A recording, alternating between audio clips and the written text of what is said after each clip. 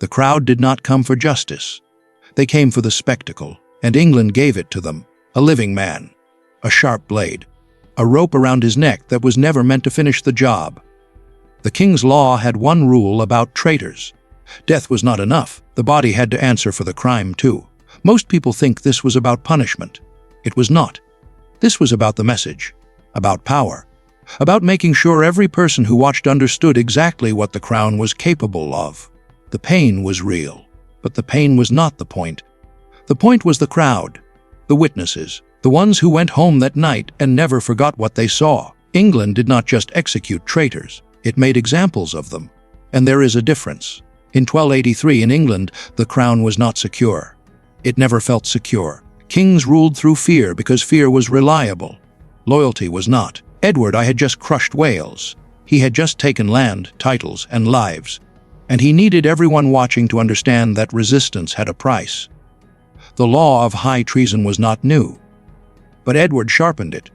He made it specific. He made it brutal. If you plotted against the king, if you took up arms, if you even spoke the wrong words to the wrong people, the punishment was not a clean death. It was a process: hanging, castration, disembowelment, beheading, quartering. All of it, in order, in public. And in 1283, a Welsh nobleman named Dafydd ap Gruffudd became the first man to face every single step of that process. He had fought for his people. England had a different name for it. Dafydd ap Gruffudd was not a simple rebel. He was a prince, a man who, at different points in his life, fought alongside the English and against them. He had switched sides more than once. He knew the game. He understood the stakes. And still, in the end, it did not matter. When Edward's soldiers captured him in 1283, he was not a symbol yet. He was just a man, tired, defeated, probably aware of what was coming. He had a name, a family, a people who had followed him. None of that would save him. In Edward's court, he was no longer a prince. He was a traitor. And traitors had only one road left. The trial was not long. It did not need to be. Edward's court had already decided. The trial was a procedure, a formality dressed in legal language to make the outcome look like justice. Dafydd stood before the court and heard the charges read out loud. Treason, sacrilege, murder. The list was built to leave no room for mercy. The sentence came fast. Outside, the town of Shrewsbury was already changing. Word had spread. People were moving toward the center, gathering, finding positions with a clear view. This was not unusual. Executions drew crowds. But this one was different, and people seemed to sense it. Inside, preparations had begun. Tools were checked. Ropes were measured. The platform was inspected. Officials moved around with the focused energy of men who had a schedule to keep. Dafydd was held in a cell nearby. Stone walls. Limited light. The sounds of the outside world come through in fragments. He could hear the crowd building.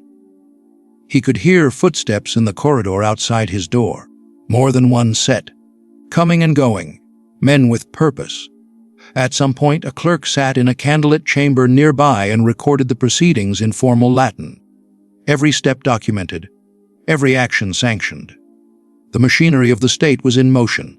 And once that machinery started, there was no appeal. No last word that carried weight. No intervention coming from anywhere. The door opened. It was time. Dafydd felt the rope first. The court called it a lawful beginning. He was dragged through the streets of Shrewsbury behind a horse. The ground was not smooth. The crowd watched from both sides. The king called it a procession. When the hanging started, it was not meant to finish him. The calculation was precise. Keep him alive. What came next required a living body. Dafydd's body was the evidence. The court needed it intact enough to destroy. The blade came next. The disembowelment was public, performed in front of witnesses who had gathered not out of hatred, but out of something harder to name. Edward's officials called it justice served in full view of the people. The people stood and watched. His body did not belong to him anymore. It belonged to the sentence. And the sentence still had steps remaining. Then came the moment they had prepared for. The quartering. 4 horses, each one pulled in a different direction. The body of Dafydd ap Gruffudd, still warm, was divided by force. This was not chaos. This was a procedure. Each part of his body was assigned a destination. His head went to London, mounted on a spike at the Tower. A message placed at the center of English power. His limbs went to 4 different cities: Winchester, York, Bristol, Northampton. Edward wanted every corner of England to see what a traitor looked like at the end. Not a grave, not a burial, not a name on a stone, just pieces, distributed like warnings across a map. The crowd at Shrewsbury saw the act itself. The rest of England received the aftermath. There was no dignity left to take.